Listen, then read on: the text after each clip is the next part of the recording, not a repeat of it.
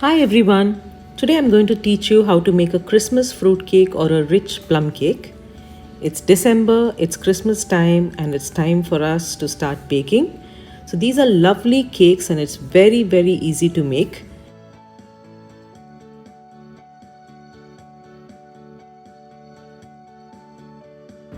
So let's take a look at a few steps that we need to follow to bake these delicious cakes. Let's start by making the caramel. Heat a pan and add half a cup of sugar to it. You don't need to touch this at all, but don't move away from the gas.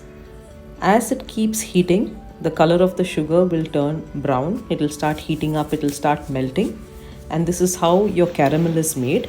Once it gets to a brown color, it means that it is ready. At this time, you can switch it off, add half a cup of water, and give it a nice stir. It's really hot, so keep it away from children. It's done, your caramel is now ready. Now to this caramel, once you take it down and it's cooled down a bit, I am going to be adding a few ingredients to make it a little more darker. I have some brandy in which I had actually soaked my dry fruits. So I'm going to add roughly 3 tablespoons of this brandy. I'm going to add a few drops of rich plum cake essence. This will also give it a deep brown color. And finally, I am adding some dark brown color as well. So I'm adding all this to give it a nice deep brown color. Now take a measuring cup, and this is a 1 cup size. 2 cups of brown sugar, 400 grams of unsalted butter, 2.5 cups of maida or self-raising flour, 8 eggs in room temperature. These are dry fruits which have been soaked in brandy. You can use orange juice, 2 cups. And finally, this is the caramel that I have. I'm also sharing the measurements of whatever I've added to the caramel. I'm showing you the brands that I'm using so that it can be helpful for you. That's the dark brown color that I've added to give it a dark color and some rich plum cake flavor.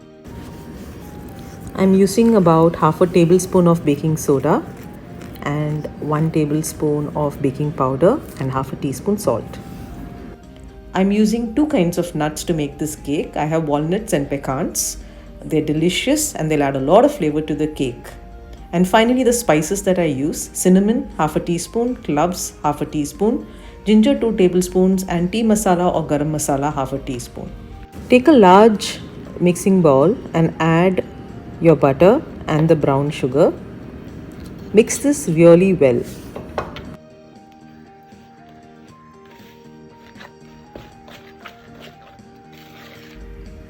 This is exactly the consistency that you would need.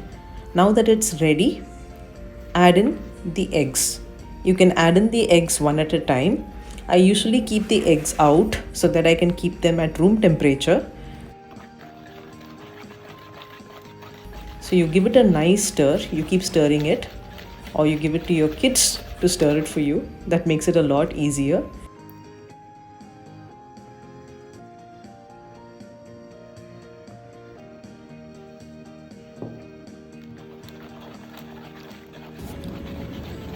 Once this is done, you can add in the flour. This is an important step. The flour has baking soda, it has baking powder, and it has salt. I have added half a teaspoon of salt to this. Please don't forget this step. It's very important to add salt. When you're mixing it like this, you can add about 1 teaspoon of vanilla essence. That's it. As you keep mixing it, finally in the end, you will get a nice soft batter like this, and your cake mix is almost ready. At this stage, I'm going to be adding the caramel.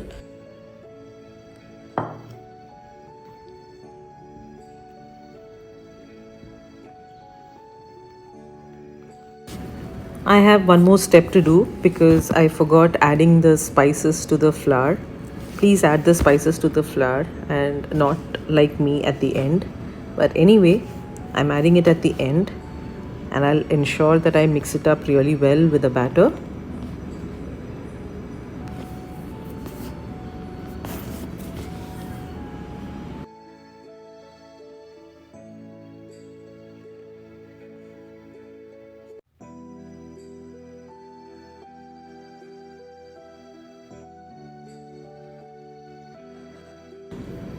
To ensure that your nuts and dry fruits don't sink to the bottom, there's a small trick that you need to do. Now add the dry fruits and the nuts together. Add about a tablespoon or 1.5 tablespoons of flour and give it a nice mix. This will dry up the nuts and the dry fruits and they will not sink. You add these dry fruits and nuts to the batter and mix it gently.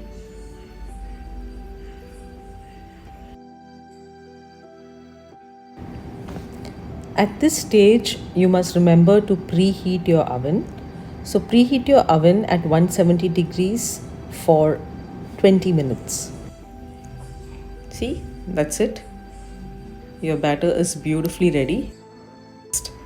I'm using a butter paper cake mold because this is ready made and I can just gift these cakes to my friends. I can also use a tin. If you use a tin, please butter the tin. Fill only half of this mold.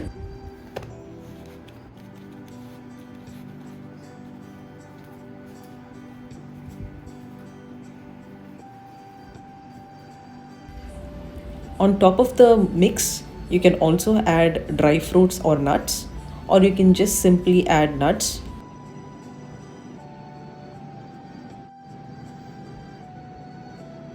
Now you will bake it at 170 degrees centigrade for 40 minutes approximately. Roughly at about 30 minutes, please put a toothpick inside and check whether it comes out clean. If it comes out clean, your cake is ready. In 40 minutes, you can take it out and it's now ready. Let it cool down completely before you can cut the cake.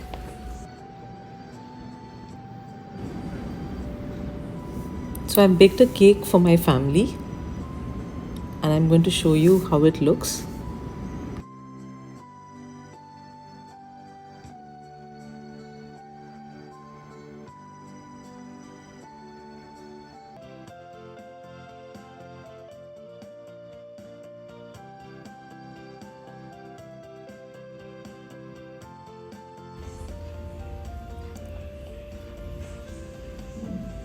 It's come out really well. It's full of nuts and it's full of raisins and dry fruits and it's going to be delicious. Don't forget to use orange peel. That's one of the dry fruits that I use, which is really yummy. There you go. Merry Christmas everyone, and I hope you enjoy making this. Happy cooking and happy eating.